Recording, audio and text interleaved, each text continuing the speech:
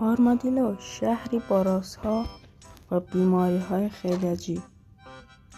شما وقتی وارد این شهر میشید و پیش این آقا بیان، این آقا با شما میگه که بیماری طاعون تو این شهر وجود داره.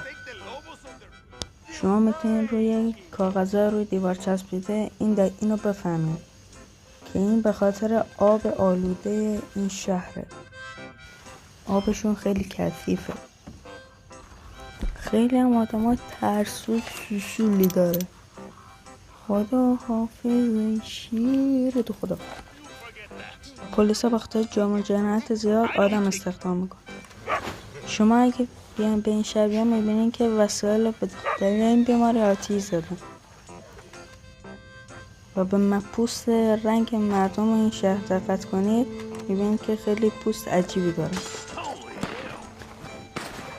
آره این شهر باگای خوبی هم داره، خیلی هم جالبه. این یکیشه. خلاصه این شهر جالبی بود. اگه بازم این ویدیو خواستید کانال منو ساب کن و ویدیو رو لایک کن. خلاصه وقتی به این شهر از آب این شهر نخورید چون آلوده است. خداحافظ.